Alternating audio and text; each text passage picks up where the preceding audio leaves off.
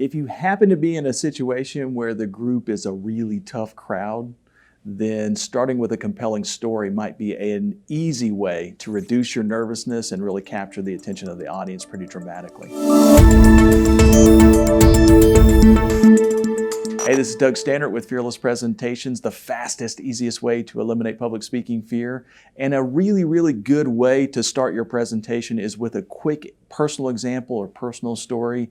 If you've watched any of our videos on YouTube, there's a good chance that you've probably come across this tip somewhere along the way, just because stories are so powerful. They do so many things in our presentations. They help you capture attention for the audience. They help you really build rapport. And one of the key things that they do is they help you reduce nervousness.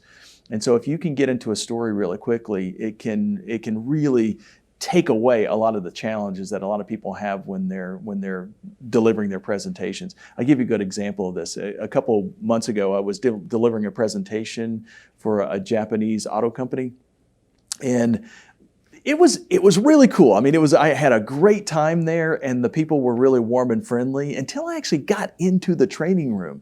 So the whole time they were giving me a tour of the office and everything, and then the person who hired me took me into the training room and allowed me to set up. And I was there for probably, 30 minutes before any of the class members started to kind of trickle in. And the first person that came in, I introduced myself, tried to start a conversation, and she just kind of sat down and started working on her laptop. And it was kind of, I wouldn't say cold or distant. It was just hard. It was challenging to kind of create a conversation. I'm usually pretty good with that. Second person came in, same thing happened. Third person came in, same thing happened. So by the time we got about 12 people in the room, I was starting to feel a little uncomfortable. I was like, oh man, I'm going to have to do something dramatic to make these people feel a little bit more comfortable, because it was really clear for them to see that, for me to see anyway, as they were walking in, that they were uncomfortable about being there. They probably didn't want to go through the training program. It probably wasn't promoted to them very effectively.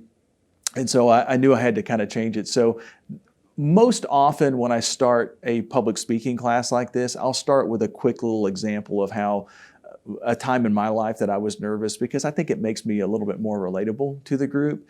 And most of the time that story will take me about 30 seconds or so to give just a quick little overview of what I went through and how I was able to overcome the challenge. In this situation though, I spent about 3 minutes telling that story. And I told about how, when I was in college, I had a really big challenge with public speaking fear. I had this huge presentation in front of vice presidents of my company and was really nervous. And I put lots of details in there. And the more details that I put in, the more that I started to look around the room and see that people were kind of perking up. They were pulling away from their laptops and their phones and starting to pay attention to me more. By the time that I finished that 3-minute story, I was looking around the room and I could see them nodding every time I would say something that they were in agreement with. And so it was a much easier way to kind of start the presentation, because I didn't really have to convince them of anything. I just kind of started the story, and it helped me reduce my kind of nervousness and